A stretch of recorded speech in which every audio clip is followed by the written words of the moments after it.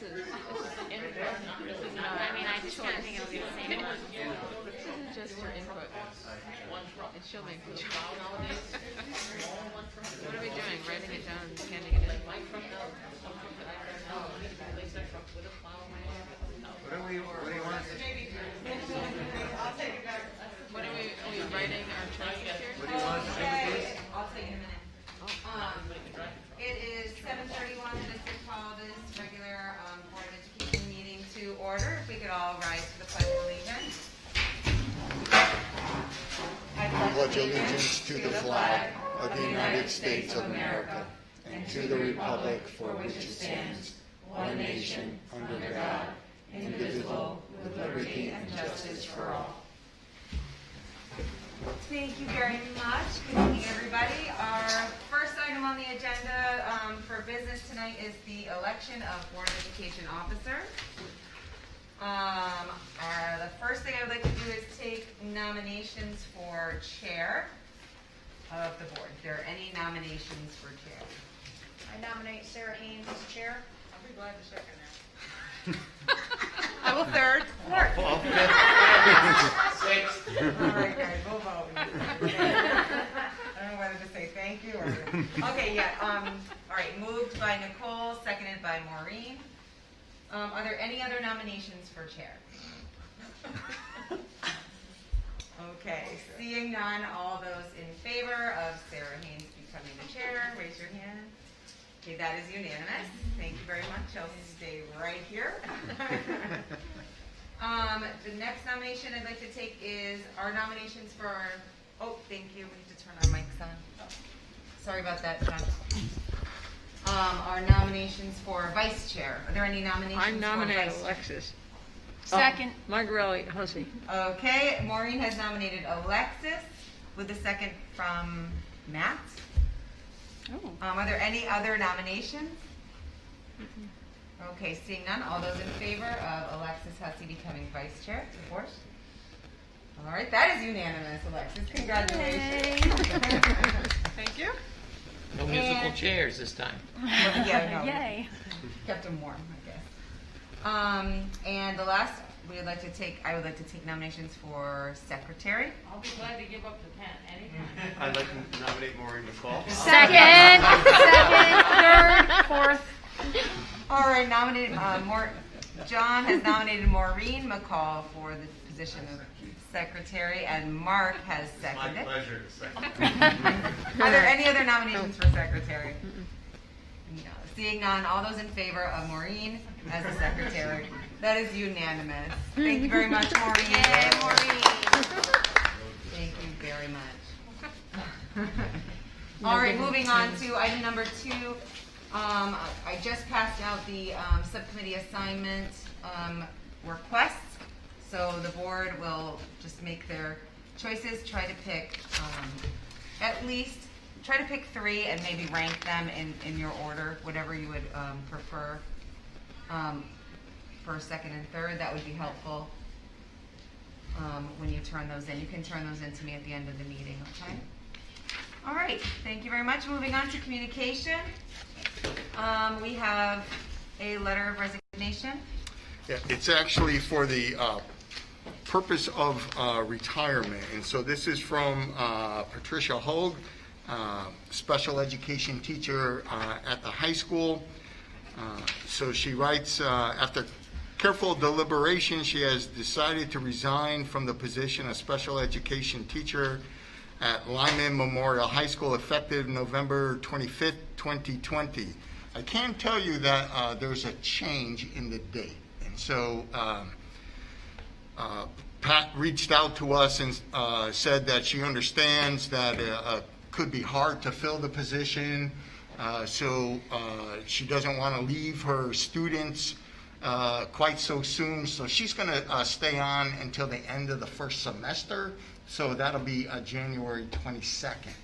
Okay? So there is a change in the date. Pat goes on to further write that she's appreciative of her years of experience as an employee in Lebanon Public Schools. Throughout this segment of her professional career, She's had the good fortune to work with numerous dedicated professionals, including superintendents, directors, teachers, instructional assistants, school counselors, school psychologists, school nurses, secretaries, and custodians. So she pretty much appreciated working with everybody on the team. She's proud to have worked side by side with these stakeholders as they were professionally engaged in the various facets of educating Lebanon's high school students for the last 2 decades. It is time for her to move on in her teaching career. She's not ready to retire, although she is technically retiring, but she will be looking for other teaching opportunities for her in the future.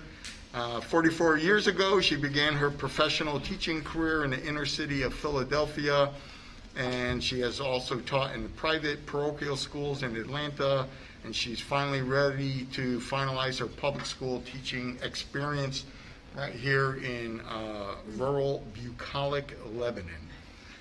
I definitely Googled that word, by the way. I'm not sure if I'm the only one. It means pleasant and country. But Yes, it does. just so everybody knows. All right, thank you very much. So she's retiring November 25th? January 22nd. January 22nd. So And then- she's going to stay on And till, then we'll get like a sub for her? for well, the we're rest going to of- try to hire somebody. Hire someone, okay, Yeah. gotcha. All right, very good. Okay, great.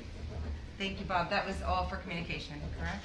That is correct. Okay. All right, now it is the point in the agenda where we will offer public participation for a 30-minute time frame. Individual speakers have a 2-minute limit if they would like to speak to the Board of Ed. Could you state your name for us? Thank you. Have a seat so you can. Make sure the mic is And make on. sure the mic is on, the button goes up. Let me apologize, or I don't know, how do I know if it's on? Just push it up. It's Push it up. question. Up? Nope, push the top part. Nope, it was on. I'm sorry, I apologize. You had it on. We need like better labeling. Let me apologize if I ugly cry. Oh. I had to write everything down because I'll forget. So, good evening, my name is Victor Hilario. I'm here for 2 reasons. One, I wanted to express my thanks to all of you for going to bat for our schools and our children. I see the The mask. love the mask. Going to bat for our schools and our children. I see your passion in the education, for the education in Lebanon, and it makes me proud to know that when you vote for someone, they take that seriously and they exhaust all efforts to help parents and staff get what is needed. A sincere thanks from my whole heart. The other reason I'm here is to show you another side of education. We hear a lot in mainstream media about teachers and administrators. We don't, however, hear a lot about support staff in special education. I have 3 boys who all have received or are still receiving special education services. As you can probably guess, special ed is very close to my heart. Before I continue about special ed in Lebanon, let me say that my boys have had the most amazing teachers during their time here in Lebanon. I named them all, but I'm not going to, because I'll be here all night. Where was I? You all mean the world to us, and I cannot forget about the special teachers, our art, music, technology, PE. They're all amazing. Thank you so much for all you do. The LES staff is filled with incredible people. I only have 2 minutes, so I can't name them all. But know that I see you, I see every one of you. I see how hard you work and the love that drives you. Like I said before of all of this, I have had boys, sorry, I'm nervous. All of my boys have been a part of the special ed system in Lebanon. My oldest graduated from Lyman in 2019, and without the special ed team behind him, it would not have happened. While I can't remember all their names, a few are Miss Hogue, sad right now, Mr. Apicelli, Mr. Tedesco, and Ms. Porter. These staff members were there for Isaac and my husband and I. My other 2 boys are in 2nd and 3rd grade at LES. The special ed program at LES is, this is where I'm gonna,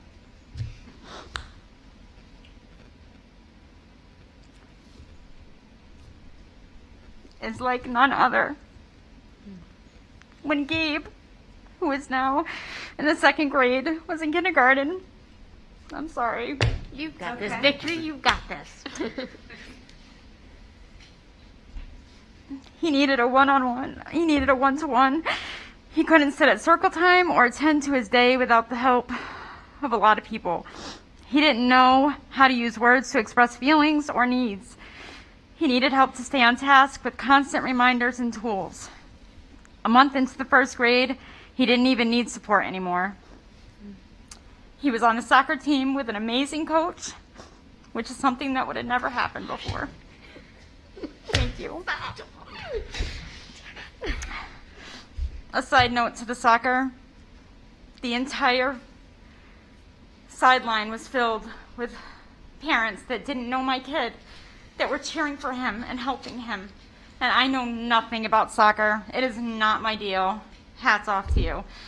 But these parents, Nicole was one of them, would cheer him on and show him what to do.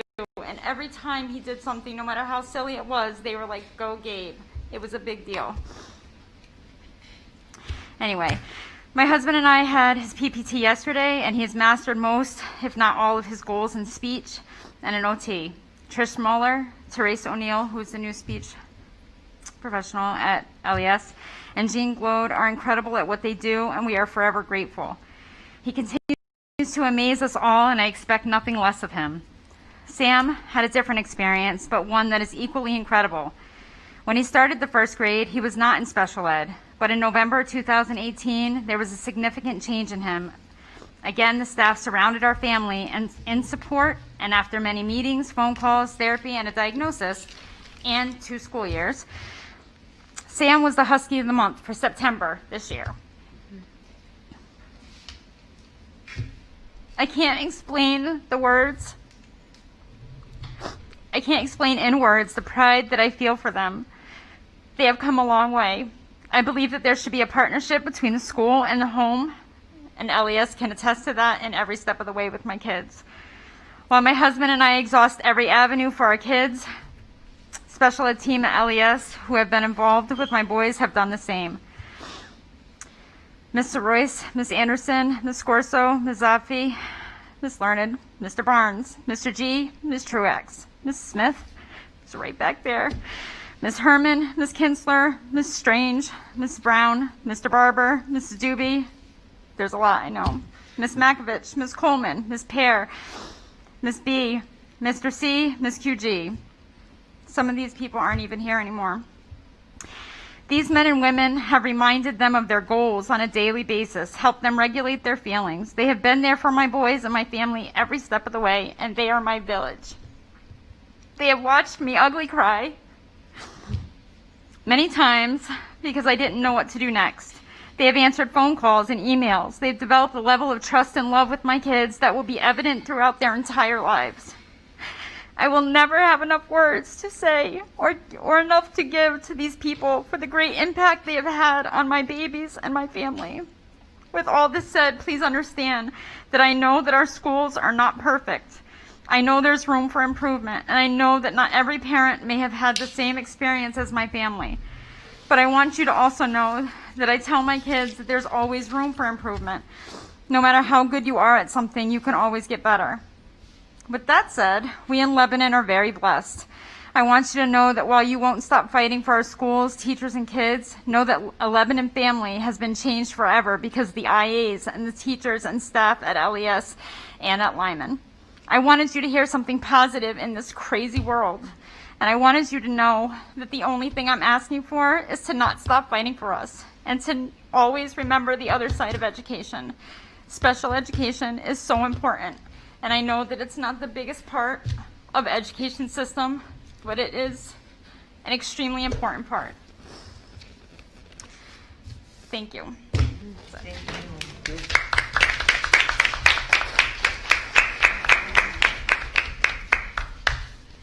So wonderful to hear a positive story. You're absolutely right. Are there any other members of the public who would like to speak tonight?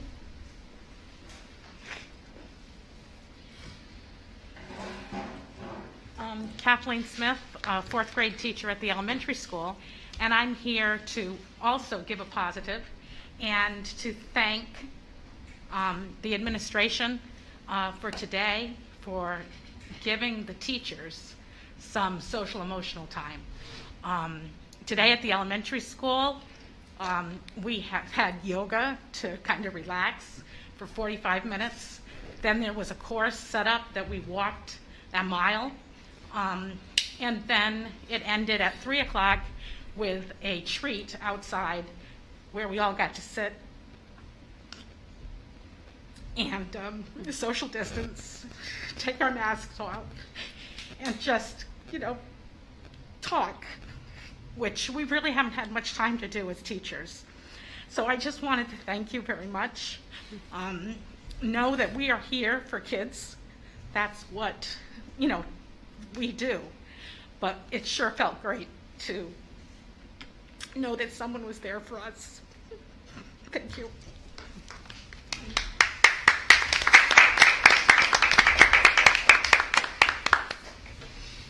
So I think I speak for the board when I say thank you to you as well, right back at you, teachers, the IAs, the special ed staff, the administrators. Thank you for getting us through this as we chug along this unknown journey. So I feel more of a team with everybody than I have ever felt before, and I think that we are truly in this together. And thank you all, to everybody, for everything that you do. Keeping our kids safe, it means more than you'll ever know. So thank you so much. Okay, moving on to business. The consent agenda is next on our list. Is there a motion on the floor? Alexis? I do move to accept the consent agenda, removing item 1. I believe the attendees was omitted. Okay. So the motion is to approve the consent agenda minus item 1. Is there a second on the floor? Second. Okay. Motion by Alexis, seconded by John. Any discussion? Can you just repeat why is it -1 again? It doesn't say who was there. There's no attendees on the minutes. So we can go ahead and modify that after okay. we approve everything else. All those in favor of approving the consent agenda minus item number 1? Raise your hand. Okay, that's unanimous. All right, we'll move on to the consent agenda, item number 1, Finance Facilities Subcommittee meeting minutes. Okay. Oh, Me? no, so we are going to take a look at those minutes to see who was at that meeting. Well, I was at that meeting. To move. There's no one on the meeting. I The minutes are blank. have Okay. all the minutes are blank? No, what I'm saying is that there's just no attendance It at doesn't all. list anybody. It was omitted. So I know who was there. I wrote it down. Yep. Let's hear it. Matt, Mark, and John. That's the subcommittee. And me. What about me? Well, and Well, yeah. And Sarah, yeah, obviously because you're the chair, but of the subcommittee, the whole subcommittee was there. Okay, Bob was there, or I was there, Yeah. Mr. French was there. so you'll have present and then also present. Right. We could just bring them back amended, right? Next month? Sure. Okay, all right, that sounds good. So for going forward, though, I was only aware that you had to write down the committee members that were present, not everybody in the room. No. Is that, so now we're changing that to everybody in the room? No, we also generally list me if I'm there, any other office, central office administrators, and then building level administrators, or folks that may have spoken at the meeting. Okay. All right, so I've never done that before, so I will make a note of that. Okay, thank you. But when I was on the subcommittee chair, I only really paid attention to the The subcommittee. people who spoke and the subcommittee administrators. Right, okay. All right, so that will come back for us next month. All right, let's move on to our student representatives report. Do we have our student representative? I don't think he was Yes. able to make it. Is he there? Hi, Delton. Oh, very good. Can you hear us? Hello, can you guys hear me? Yes. There you go. All right. So sorry that I can't be there, but as many of you guys know, Lyman is on lockdown for the next for the rest of this week. Our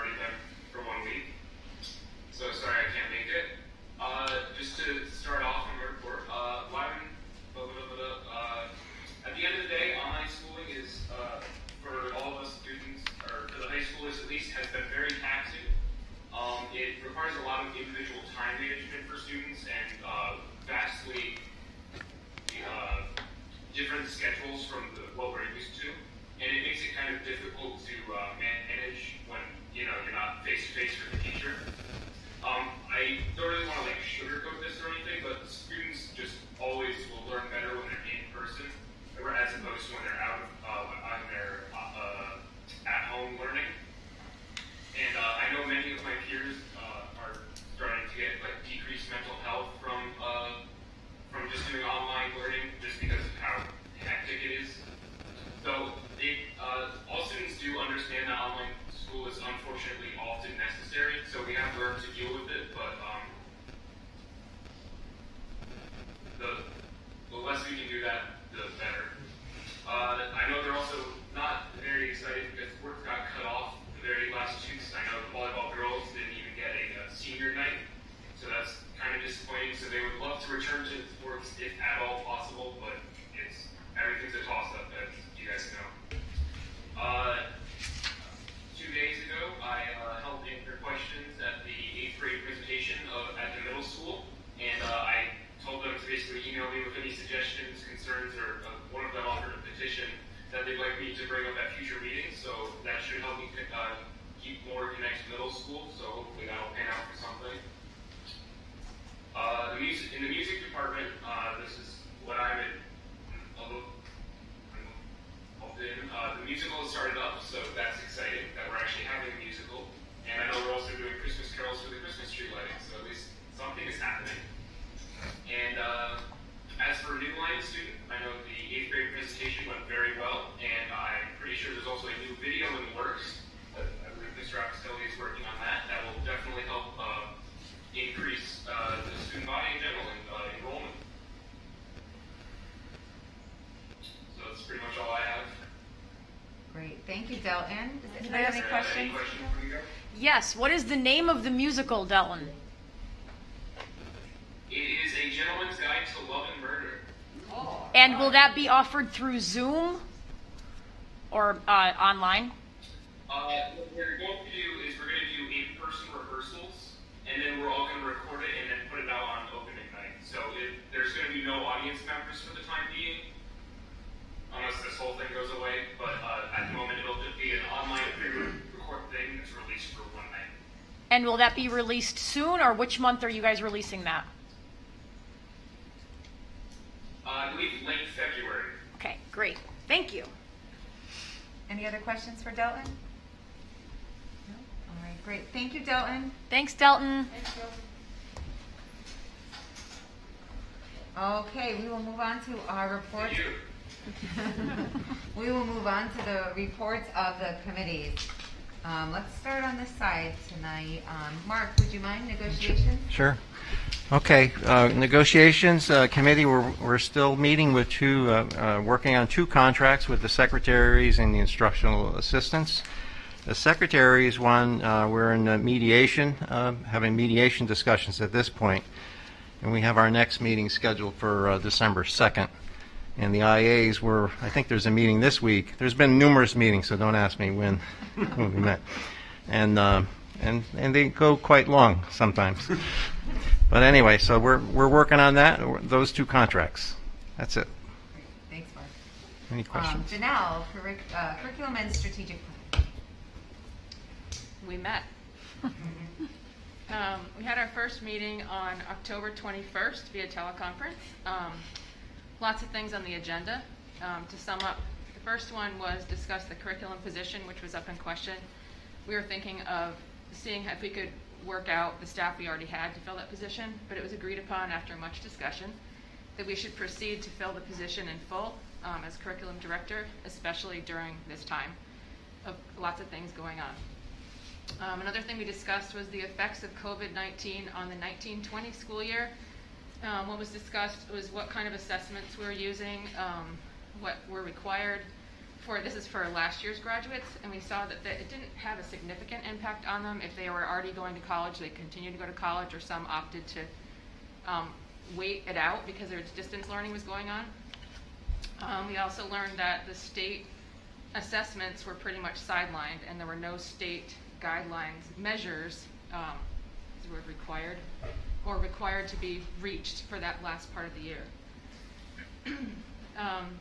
Mr. L brought to our attention that if there are big gaps in the learning, we're supposed to address them as they come up, rather than kind of go back and make up for things that might have been lost in the spring. It's address the issues as they come up, and we'll look for gaps in the learning and then address them as we can during the coming classes and categories and things like that. What was the impact on the curriculum for this year? We talked about how the courses are being met now, switching between hybrid and in-person learning, distance learning, and especially concerning were things that really need to be hands-on, like shop or PE class or chemistry, things that have labs.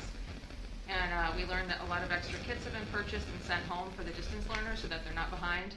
I know when my son takes a weight training class, and if you're home and you don't have a weight set, he's got gallon jugs filled that's sitting in my living room.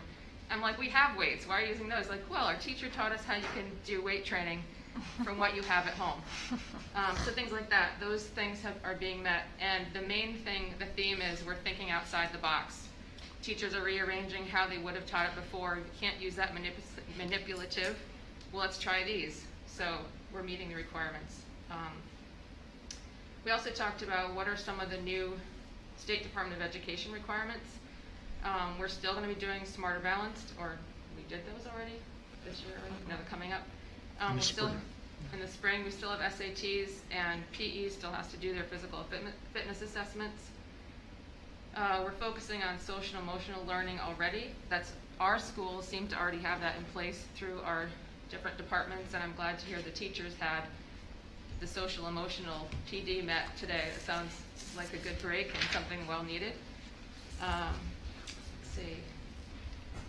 We also looked at some of the new courses. Weightlifting, I mentioned, is an extremely popular new course. Mr. Fabry's teaching that, as well as Mr. Elliott next semester, I believe, and it sounds like it's pretty full and an exciting course to be part of. We also talked about the manufacturing course. That's new. There's 9 students in that class. They get 3 River credits for. Let's see. Oh, the final part was I wanted to know how teachers are addressing current events because we have a pandemic going on, we have elections going on, Supreme Court things, all these things are going on this fall that don't typically happen in a regular school year. And we heard from many different teachers at different departments about how they're being addressed, whether it's through a history class or a science class. It's a good time for our teachers and students to engage in conversation on a daily basis too, and they fit it in really well with the courses. Like I said, we heard from a bunch of the different teachers and classes and how that happens. Whether it's a CNN 10, I think is what they watch in history class for some of the current events. And then, for instance, in a law class, you certainly can bring up some of the laws that are required and things that are happening just in everyday current events. So that was our first meeting. We had our second meeting already as well, and that was tonight. Because we have 2 new courses that are required now by the state of Connecticut, and the first one is health. Students are required to have 1 full credit, and currently Lyman offers a half a credit for that. And so we heard from Mr. Strout, the new phys ed health teacher, and he has experienced teaching it already because he did it at his old school. So we're looking to implement that for the next school year, 2021. We may need to add additional staff for that.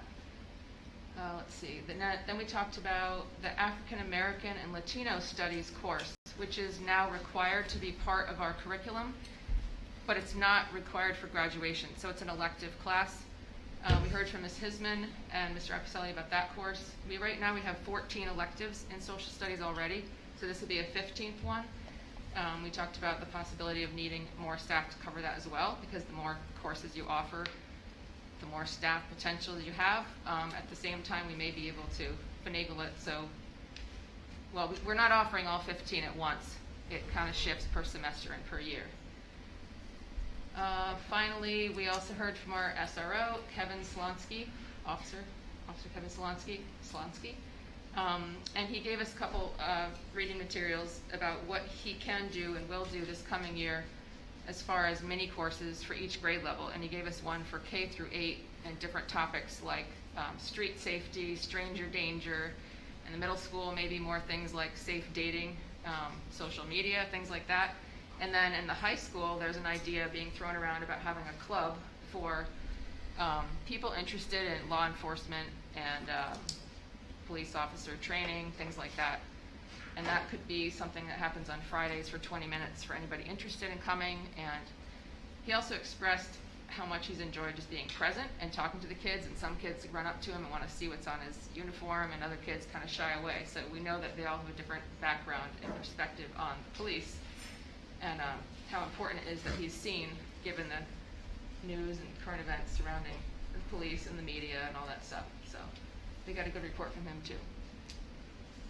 And that's it. 2 meetings in a month. Covered a lot of ground. Yep. Any questions for Danelle? Dawn? So it sounds like a lot of the conversation about curriculum is focused on upper grades. Have you talked much, or is there plans to talk about curriculum across all grades? Well, the questions were focused for all grades, but I think when you look at specific courses, we mostly talk about the high school because those are specific courses. But in the younger grades, the questions asked were how are the needs being met at all levels? So manipulatives at the elementary school, are we still teaching, the traditional reading, writing, arithmetic, all those other things, and how those things are being met? Is that what you mean, or? It is what I mean. I just wonder if, as we have gone along, much of our focus is at the high school, which I completely understand, and I'm not trying to take anything away. But from the time I joined the board, I talk a lot about the fact that we should be starting all of this conversation and education, even with parents and conversations with parents at the elementary school level. And so it's great that we're adding these courses and talking about this at the high school level, especially right now, but the same thing should be happening at the elementary school or the middle school. Another question that I have, and it doesn't need to be answered now, I'm just hoping that energy is put moving forward as well. In terms of the SRO, it sounds like the curriculum is much like what we talked about prior to us experiencing COVID and going in. So stranger danger is something we talked about, dating, it's all stuff we talked about prior to what we're actually dealing with. So what can the SRO offer at this point in our experience, and for kids at any grade level who are not currently in the school system, how can they get used to an SRO being present when they then go back to school? We know a lot of parents kept their kids out of kindergarten. So how are they going to get introduced to an SRO and be ready along with their peers when they go into first or second grade? You mean the distance learners? I'm meaning our distance learners, or we also have been told that there are parents who just are not. They're homeschooling They're homeschooling their children at younger grades, specifically kindergarten, because they don't want to distance learn their kid at kindergarten. So no, I don't mean just distance learners, but how are we addressing it across the board? Does that make sense? Yeah. It's not something new that I've talked about, so. That might be something that the building leadership could discuss. How do we take these presentations that Officer Slonsky is presenting to the students, and how do we help the distance learners or the homeschoolers access them more of a community basis? Yeah. Possibly. Right, great. Thank you. John, Superintendent Evaluation Committee? Oh, we did not meet this month, so I have no report. If you have any questions? Any questions for John? All right, Alexis, Safety and Security. Did not meet, no report. Okay. Maureen? Policy. Okay. Dawn? Nothing to report. Okay. Nicole? Okay. Finance and Facilities. Here we go. Finance and Facilities. We met, we had the joint snow and ice removal committee meet on October 22nd, and that was the first item on our agenda this evening for our subcommittee. So we have a committee formed that is town employees or town officials, and also Board of Ed members and Board of Ed people, administrators, teachers. The issue is there a different way to do our snow and ice removal? Right now, we have a contractor that comes in and he takes care of all 3 schools. The problem with that is it's a lot of money, and sometimes when you don't get a lot of snow, you wonder can the money be spent more efficiently? Can we combine forces with the town and the DPW to remove snow from the schools? So these are preliminary conversations we're having now. We're just gathering data. So we met in October. Our next meeting is December 17th. And I imagine we're going to be speaking about this all year long to see if maybe there is a different way or not, or we just do things as we currently do. But it's just worth discussing.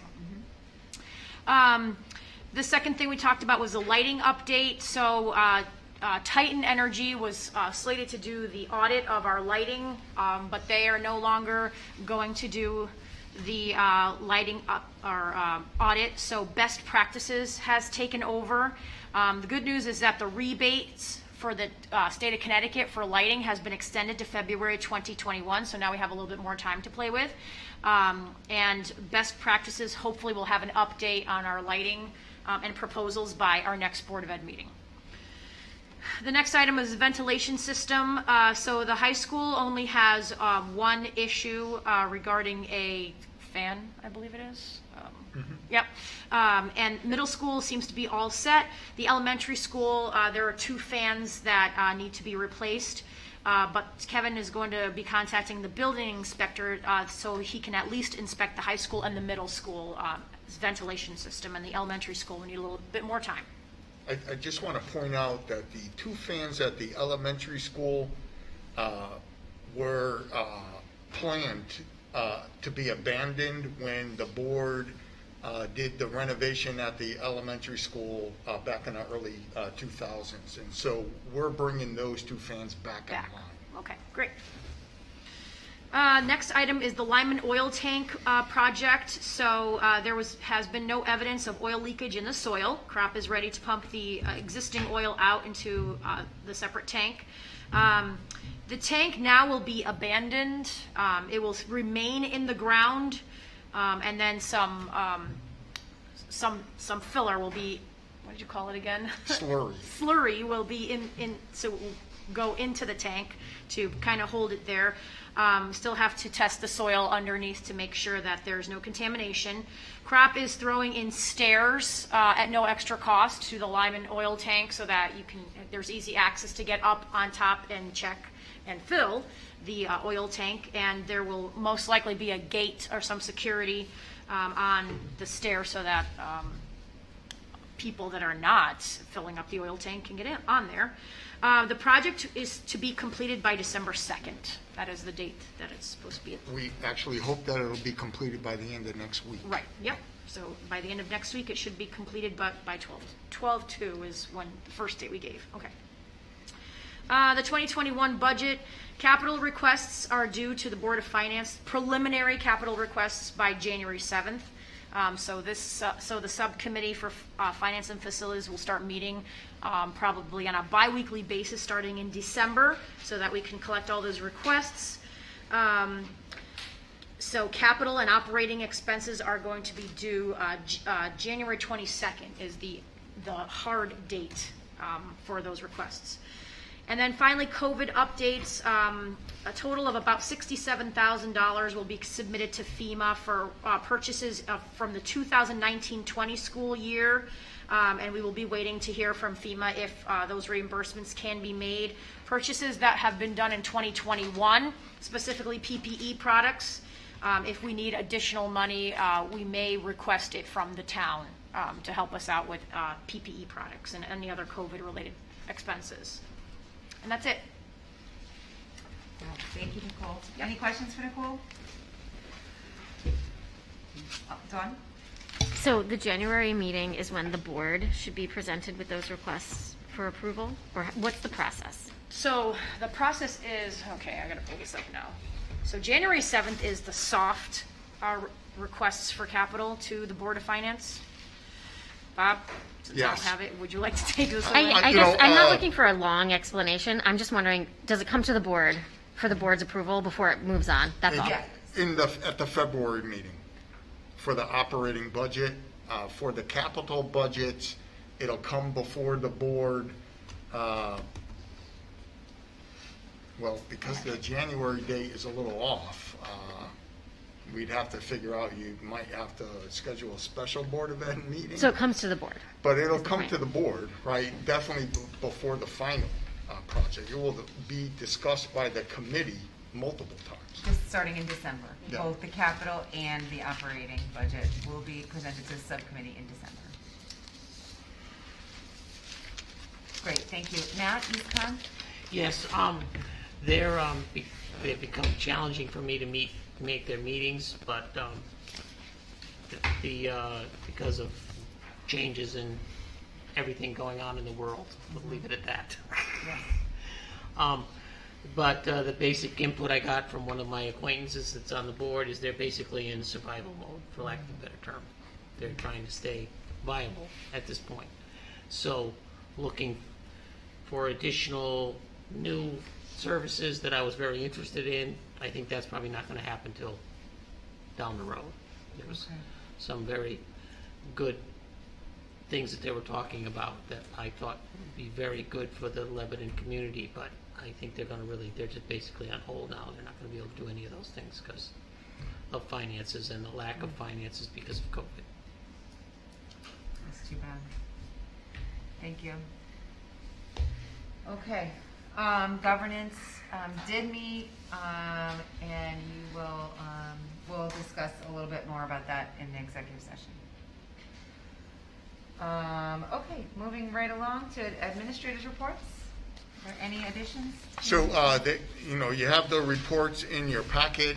We do have several administrators in the audience with us today. Are there any additions to your reports that are in your packets? I just wanted to. Go ahead. Want to go? No, go. You go.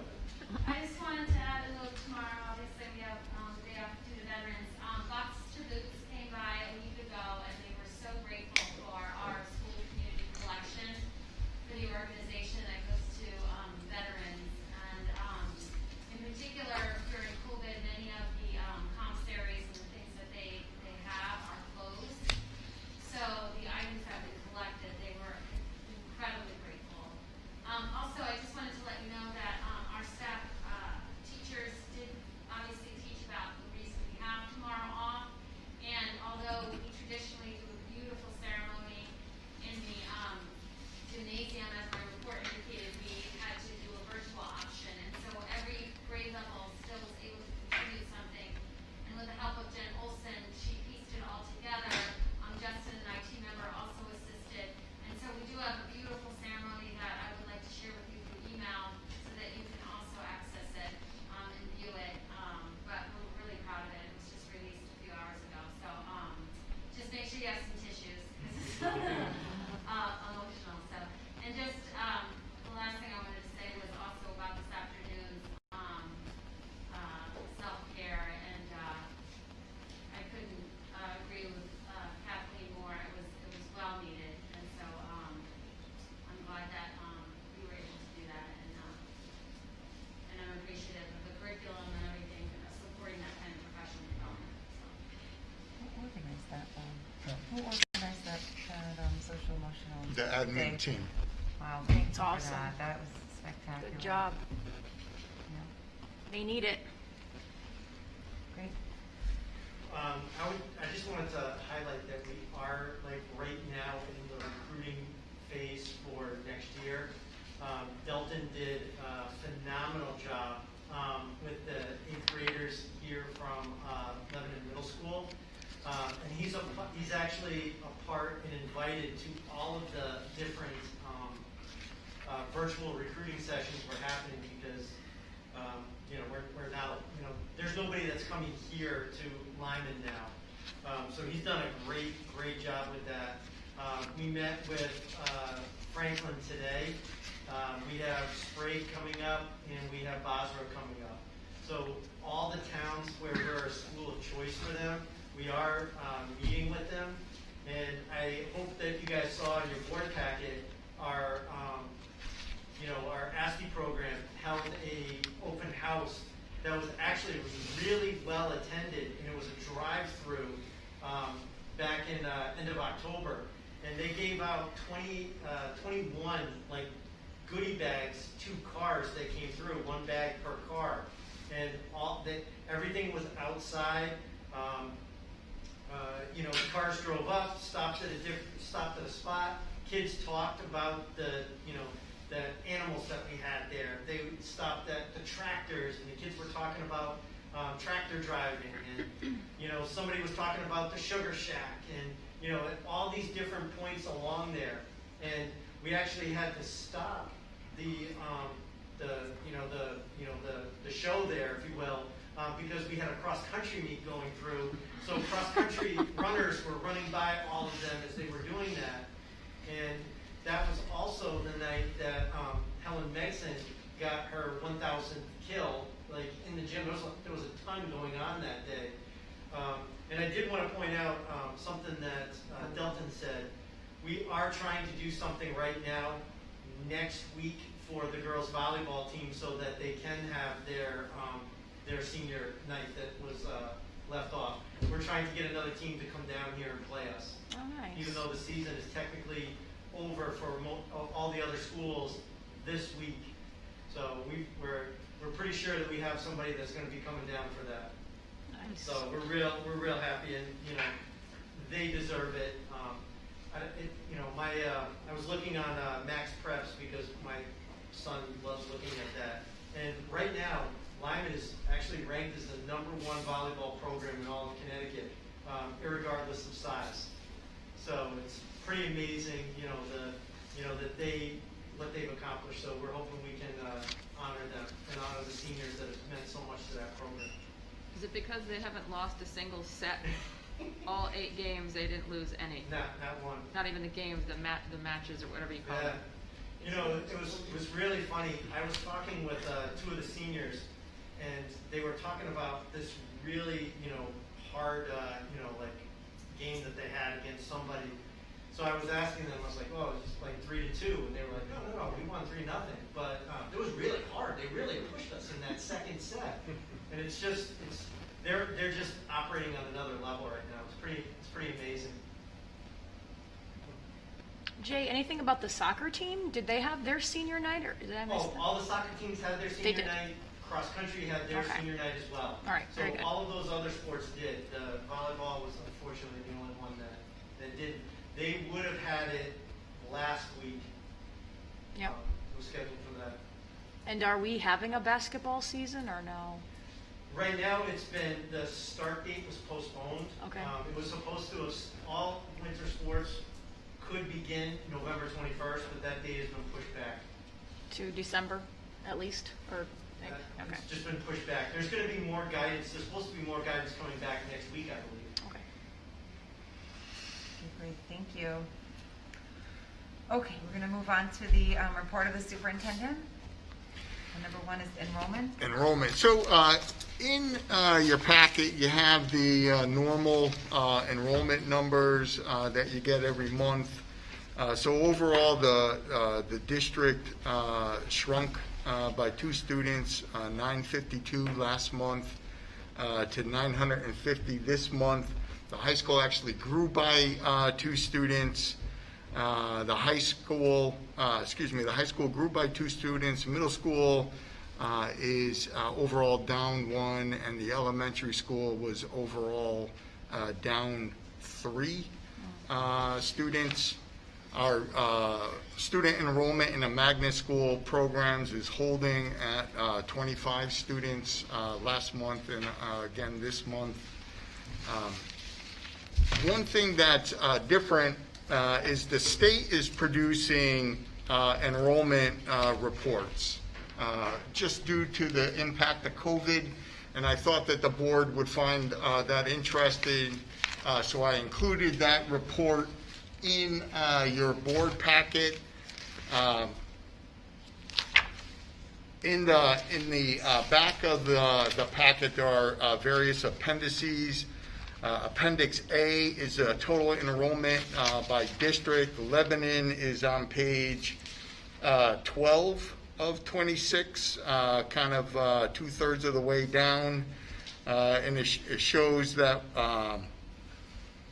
our district is down 44 students from the projections, which is a minus 4.4% increase. And as I've been reporting to the board, we're seeing a lot of those numbers really in the younger grades. And when you look at the state report, that's something that the state has also been finding in their analysis of the districts across the state. So the next appendix, when you look at page 20 of 26, you see our pre-K number there. Our pre-K number actually is only down by 4. When you look at the other districts across the state, you'll see quite a few districts have lost a bit more than that in their districts. And then the last appendix is the K enrollment. And Lebanon is on page 23 of 26, about halfway down the page. And you'll see that this is where the bulk of our loss, when the state did its analysis. So they show us down there 26. And so the numbers are really in the younger grades, where parents are either pulling children out after pre-K program or just further delaying enrollment in a public school until we find out what's really going on with COVID-19. And districts across the state really have been experiencing the same enrollment trends as we have. So I thought the board would find this report interesting. Yes, thank you. I think it's interesting. If you look at the statewide average for the numbers, they're going down every year across the board.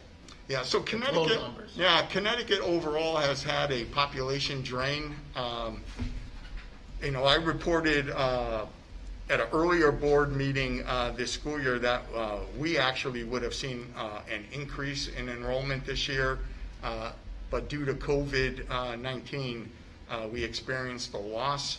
So we're hoping that those families that have opted to homeschool, not distance learn, because those are still enrolled in our district, but the parents who are homeschooling children, we're hoping that we get those numbers back next year. Hopefully next year when this thing is over. So this is just an analysis of 1 year, right? Yes. 2021 school year, not the ones previous to that. That's correct. But this shows, the statewide one shows the trend. Yeah, the state has a trend data in there. Yeah. Right. It's on. But this is a very special year, so this one has to be looked at differently, I think. Right, I was just looking at the trend of it. I think it's good information, like to the Board of Finance, because if they looked at this number and saw that we were down 44 kids, they would say, wow, Lebanon has a problem. But when you bring it to the state level, then it looks like there's issues all across the state. So it's not a Lebanon problem anymore. Yeah, you have to look hard to find the districts that actually grew during this. There are some, but very, very few. Great, thank you. All right. So summer reading, you have some data in your packets on our summer reading program.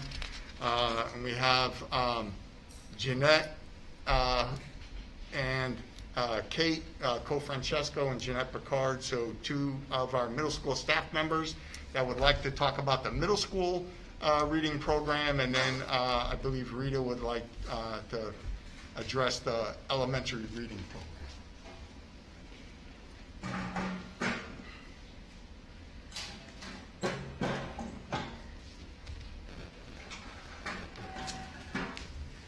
Good evening. You need us to move the mic back and forth between us, or you can hear us okay? I think if you just speak up, it should catch you both. Right. Good. So, Kate and I have worked very hard on summer reading this year especially. Over the course of the time I've been here, this has always been a focus because of the importance of summer reading. And from when I first came here, when we had only 20 to 30% of our students at the middle school participating, we were able to move that up to an average of 80% participating. But in the last couple of years, and that was why Kate and I wanted to speak with you, we have seen something of a drop. Last year we had 70% of our students fully participating, and this year we had 71% of our students fully participating. 67% of grade 5, 73% of grade 6, 65% of grade 7, and 96% of grade 8, which is absolutely wonderful. That particular group is just a group of really voracious readers. Once they are promoted and move on to high school, however, our numbers will drop significantly. We're very concerned about that, and Kate's going to talk a little bit about that part. So some of the reasons that we're concerned is you always hear talk about the summer slide, and that is concerning, especially when we had this concerning in the spring. And there are a lot of different statistics, but 2 years is the equivalent in combined summer reading loss for every student by the time they've reached middle school. So that's why it's really important for us, and we also strive to have lifelong readers here in the school. So some of the things that we've done, this year we tried a little bit harder because we know that the spring was difficult for a lot of students. So we had a video kickoff with pictures of staff reading, sometimes with pets and just in fun environments. We had online book shares that all of the teachers shared in their Google Classrooms in the spring. All of the incoming 5th graders received a copy of one of their favorite books that we've seen in the past, and reading lists were mailed home to every single middle school, or in the case of incoming 5th grade students, with their report cards. So in addition to having information in Google Classroom, it was also mailed home with report cards. We also send email blasts. The information was on the library's website over the summer. Then in the fall, we had projects. Every reading teacher or language arts teacher had a project in the fall. We also had articles in the school newspaper and the parent newsletter. And is there anything that I'm missing? Okay. And then we also made some special modifications because of the pandemic. So we mailed all the forms to all the homes rather than, of course, having them distributed at school or just putting them online to make sure that they got them. Kate created an online reporting form to make it easier for kids, both who are in school and who are distance learners. We had curbside pickup, of course, at Jonathan Trumbull Library and made that information available. We changed our incentive activity. Usually every year, those kids who read 15 books or more participate in an ice cream social, which is sort of like a book club meeting where we also happen to have ice cream and a healthy alternative, which is strawberries. And this time what we did through the generosity of Farmers Pal, we were able to purchase gift cards for an ice cream cone for those kids. So it wasn't the social activity that usually is, but it was a recognition. We had extended time to report from the Connecticut State Department of Education, and therefore made a later deadline for the students to give them a little more chance to do some reading on their own. And then our little free library bench that some of our middle school students made last year, right before the pandemic started, was stocked over the course of the summer with new books, and then I also put in snacks and masks, just in case that was something that was helpful and would be a draw. In addition, we were able to move the bench to a more central location on the green. So it was another way that you could get yourself a book without maybe having to use the official library. So we did that as well. We also have some new initiatives that Kate will talk about. So we are really excited between the 3 schools, and sorry Rita if I'm stealing some of that thunder. The 3 schools will be partnering with Jonathan Trumbull Library to create permission slips for students who don't already have a town library card. So we realize that in addition to our school libraries, it's important for students to have access to the town's resources as well. So Jonathan Trumbull graciously offered to waive their requirement for proof of address, including students at Lyman who are not Lebanon residents. And we will have those permission slips in the middle school. They're already in teachers' mailboxes, so they'll be going out on Thursday. So all students will have the opportunity to have a public library card So in addition to the print resources, they can have access to all the electronic resources that Jonathan Trumbull offers. We also have, you might have seen on the bulletin board on your way in, the What's on Your Bookshelves. The teachers are trying to promote what they are reading to show that everyone reads. It's not just a requirement for school. It should be something that we all do for fun. And many homeroom teachers are encouraging silent reading during homeroom period. And we're already thinking ahead to next summer for additional challenges, possible projects in addition to the ice cream social. So are there any questions for us? Yes. Do you allow e-books as part of the reading program? Well, with distance learning, it kind of has to be. Yeah. There are some kids for whom that is really the only way they can access books.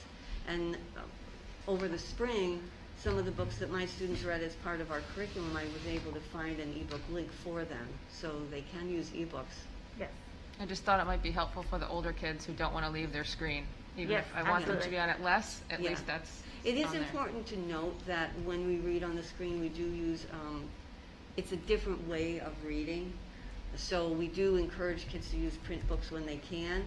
But for some kids right now, in the middle of the pandemic especially, this really is the only way that they can access some of the titles that they're interested in. And that public library card is a great way to have access to additional electronic resources through the town as well. So yes.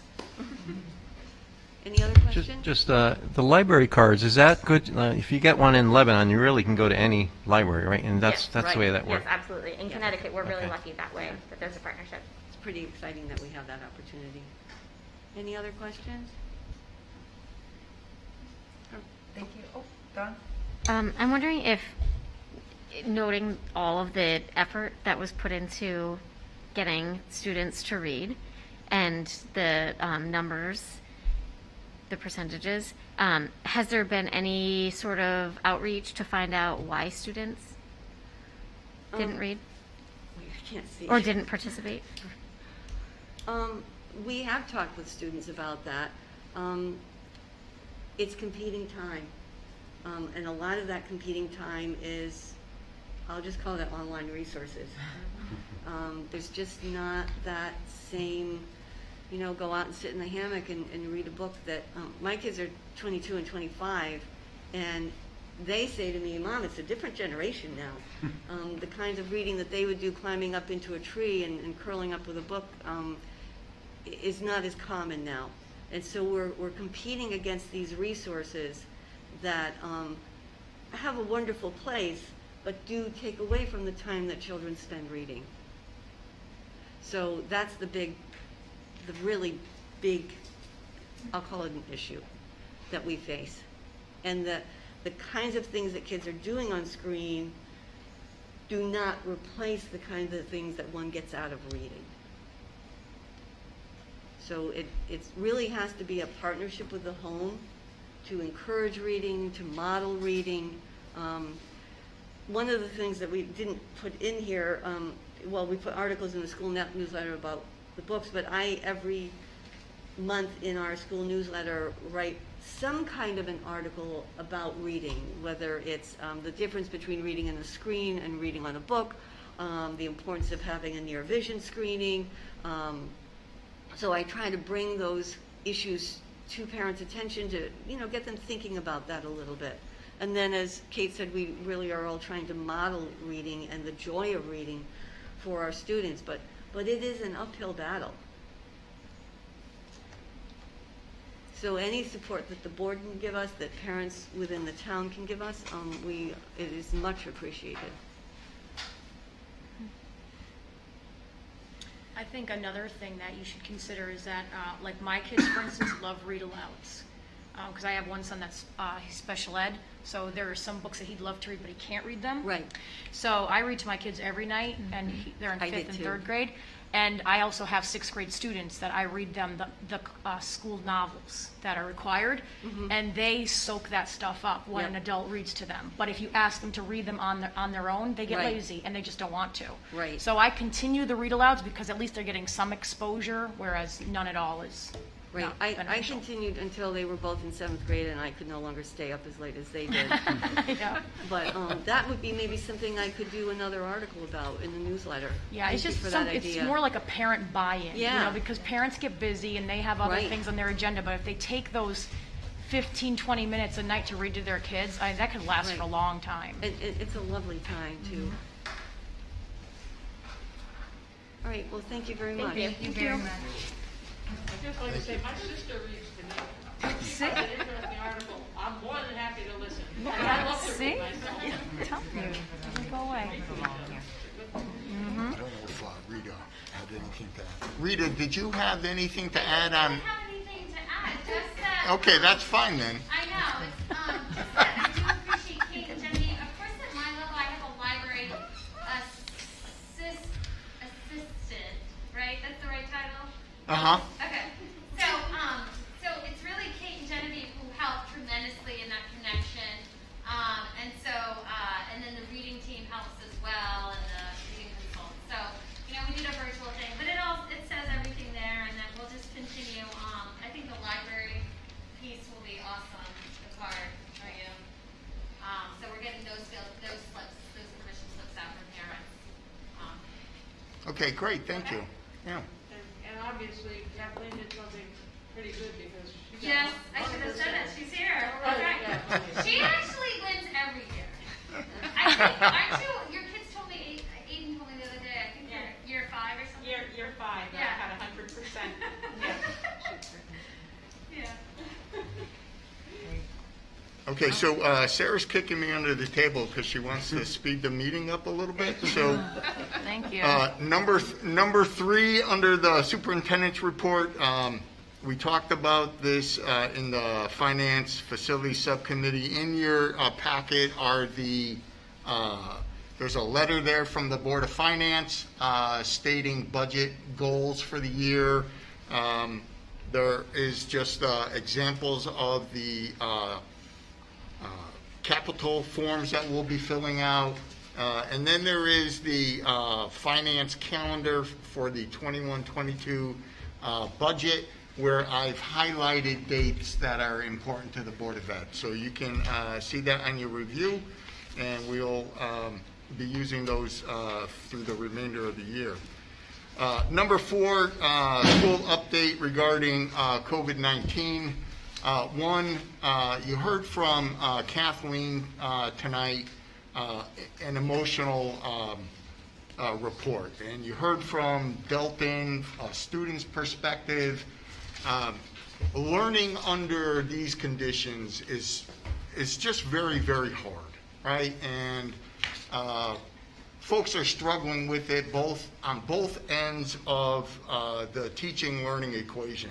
It's hard for students, and it's hard for educators, right? And so one thing that we did for teachers today was we had a half-day professional development, and we focused on SEL initiatives at each of the schools, and not to train teachers to address the social emotional needs of the students, because we do that too.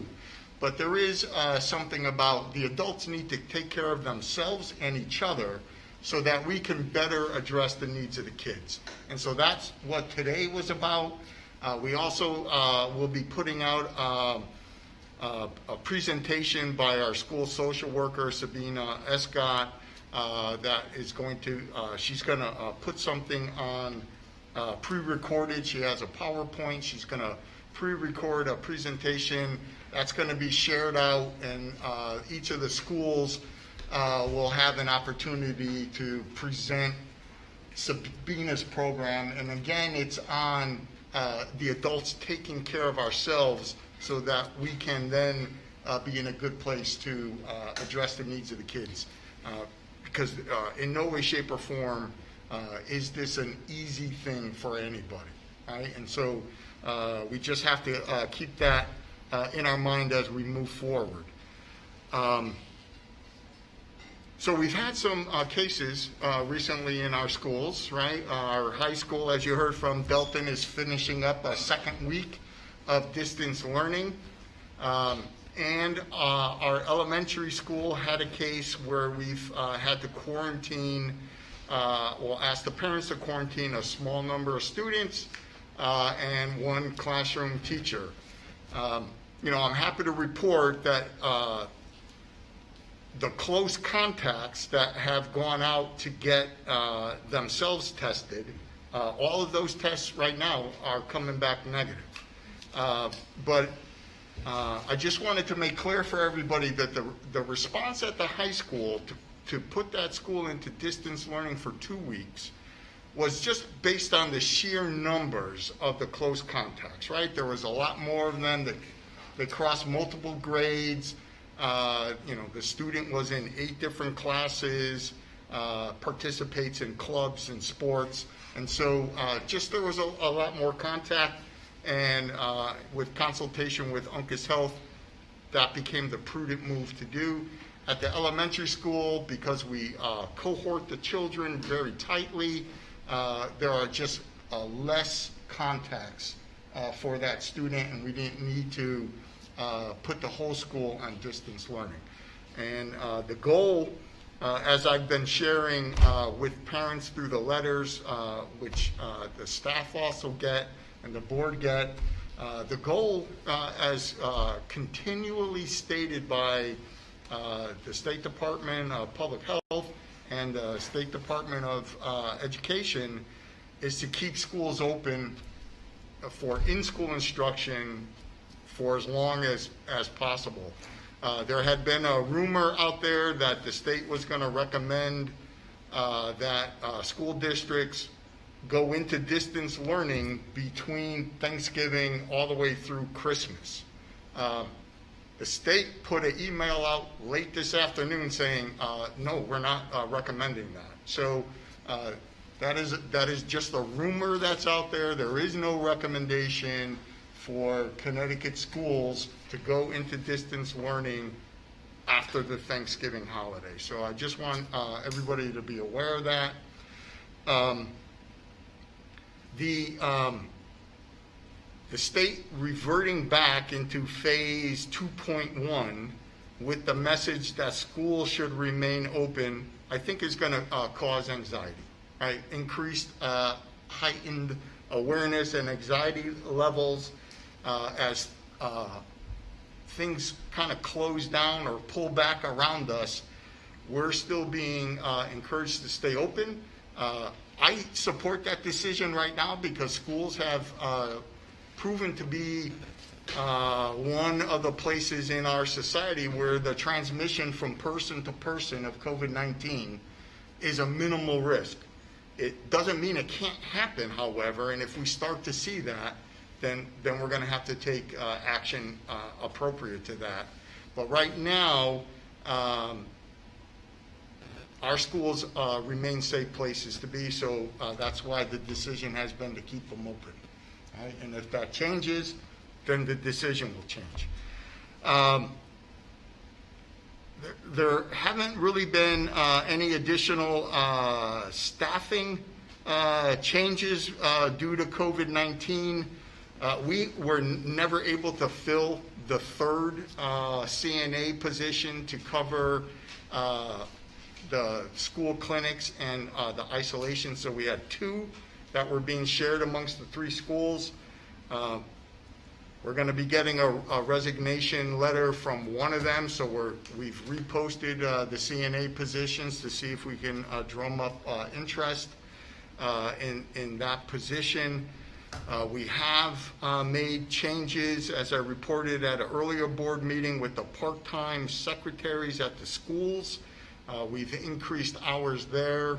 And so each of the schools is going to have additional secretarial support due to the more calls that come in, the more contacts the office has with parents and community members.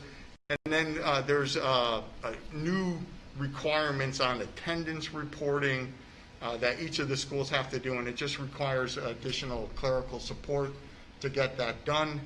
And so there was increase in hours for those part-time secretaries. We did get a resignation that I brought forward at a previous meeting because one of the part-time secretaries could not meet those additional hours, so she resigned. We haven't received any other resignation letters yet regarding that, but there's always that possibility. All right, so that's an update on COVID-19 in the schools. I don't know if you have any questions. Where is the funding coming from for the secretaries? Yeah, so the funding for all of this, we are trying to find within the current operating budget. And then, as has been mentioned by Nicole earlier on COVID-19, there is a possibility that we might have to go back to the town for additional funding request.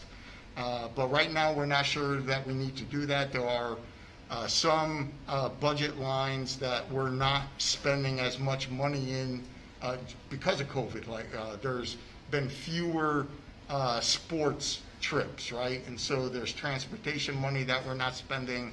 We haven't spent as much money on officials, et cetera, for sports.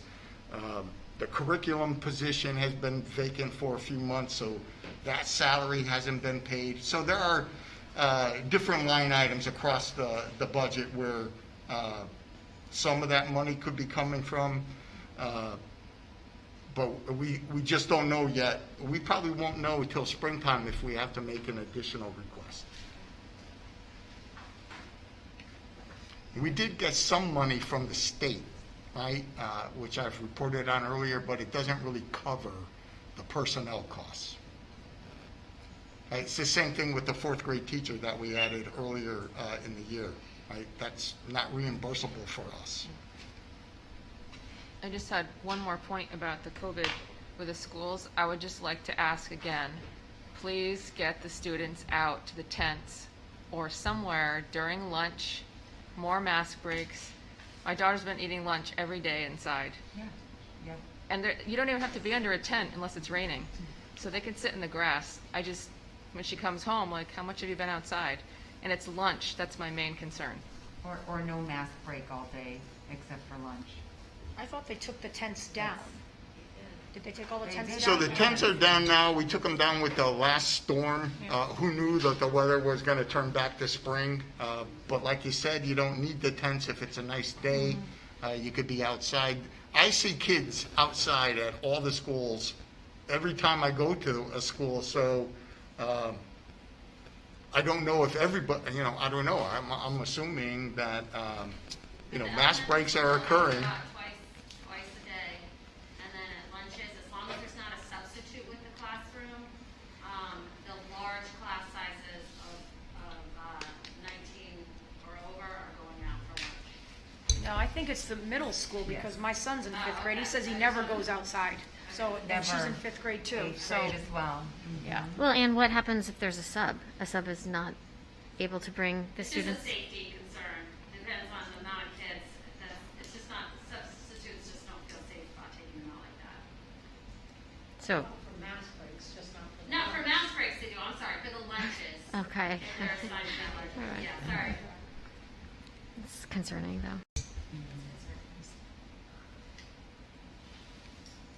Any other questions or comments? Okay. Great. Okay, so Well, that takes us into a little bit of the 2021 budget report.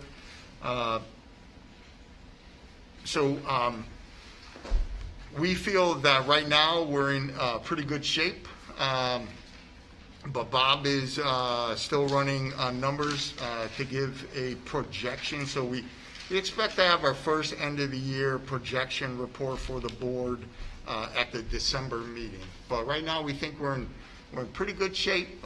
Some of it's going to be contingent upon whether or not we get the FEMA money, et cetera, for anything that comes this year. And we are hopeful that we will get additional federal monies, but that may have to wait until somebody is sworn in January. Okay, thank you. Dawn's Dawn? got her hand. My question is about the budget for substitutes. Are we projecting that that's going to go up? Has it already gone up?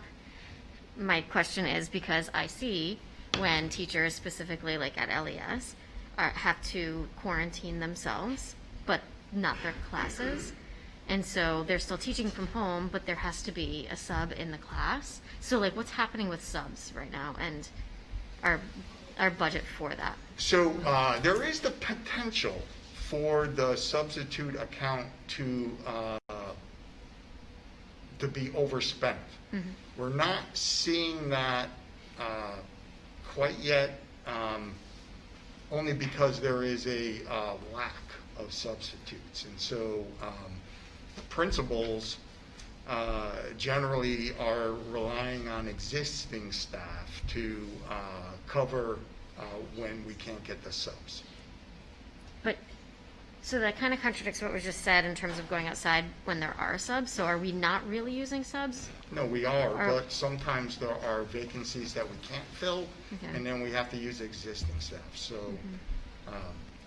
we do have subs in the district on a regular basis, but I don't know I don't think it's at the point right now where we're projecting to run over in the substitute account.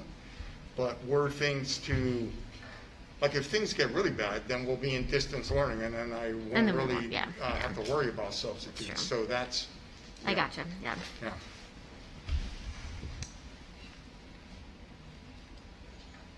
Okay, the COVID-19 relief funds, I did discuss this with the Finance and Facilities Subcommittee earlier tonight. There is a document in your board packet, basically where this is an update on the items that we're submitting through the town for reimbursement from FEMA, and we're just not overly confident that FEMA will reimburse for all the expenses that we're putting through.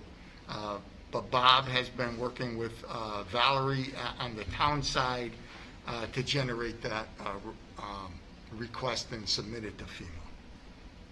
All right, so it's kind of a wait and see at this time. And 2021 budget, so in addition to the documents I shared from the Board of Finance, Bob and I have met with each of the principals and each of the central office administrators on their budgets. And so we are beginning to compile that first draft. And so we'll have more on that moving forward with the December meetings. Great. Thank you, Bob. Any questions on the finance report? No. Okay, moving on to the item number 11, which is the discussion of the 7th grade science position. We have discussed this before, but it's been brought to a board member would like to have this quick discussion now. Wondering if it warrants a heftier conversation, or if we should have the conversation now. I'm not sure what our pleasure is. I say we have it now. Okay, so the position, Bob, if you could just talk about the position, the history, and it went from a 1.0 FTE to a 0.6. Right, so there was a reduction in that position based on a schedule change that went into effect at the middle school for this school year. Right? And so it's basically what it is a reduction of one science teaching period and a reading period that all the grade level teachers have. And last month we were shown enrollment numbers on the high end in some of the classes in the middle school. So in 7th grade science, the class sizes are in the low to mid-20s. I don't think any are 25 or higher, so they're all 21, 22, 23. Is that correct, Rob? Yes, 2 at 23, 1 at 22. Yeah. So low to mid-20s.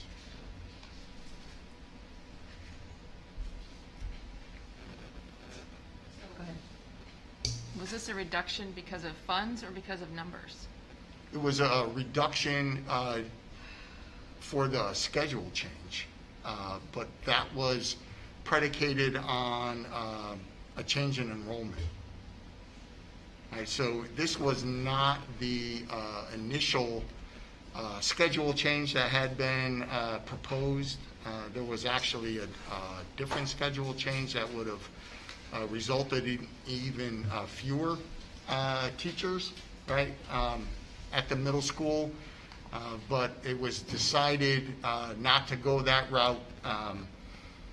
Well, one thing, we were looking ahead to COVID-19, and so we didn't want to overly reduce the staff, even though the enrollment numbers would have supported it.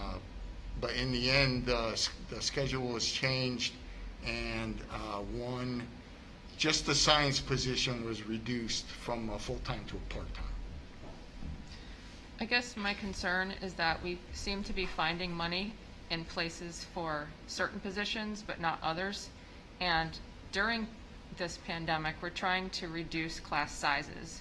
So especially this year, it would seem that that would be a position we would want to reinstate full-time. I was a little bit confused about the discussion at the last meeting about keeping it 0.6 and then finding other things to do with the teacher, like the greenhouse was one of the things that was mentioned, and then kind of filling in. Is that, I don't really know what that means. Is that making it a full-time position, or is that just like satisfying a full-time job without benefits? It was kind of confusing to me. Yeah, so that would have that could mean increasing the FTEs from part-time to full-time, right? If we were using that teacher also as SRBI, meaning that teacher was going to provide educational supports for kids, which wouldn't necessarily have to be just in science. The teacher could provide educational supports across the board under COVID-19. Right. So is that position right now still 0.6? It is still 0.6. So we're not doing any of these other things yet. So we haven't done that yet, and I've asked Mr. Laskerzewski to, keep me updated on what's happening at the middle school and whether or not there's a recommendation to increase that position. And it hasn't been as of yet? Not yet. Okay, well, this has been an item on the agenda for a couple of months now, and my own personal opinion is I do agree that we are finding funds for secretaries, and I'm wondering if we can do that, why can't we find the funds to reduce the class sizes, if possible, from 23, especially during COVID time. So I would like to see a potential solution for this, if possible. Maybe some options. So I did ask Mr. Laskerzewski to take a look at that.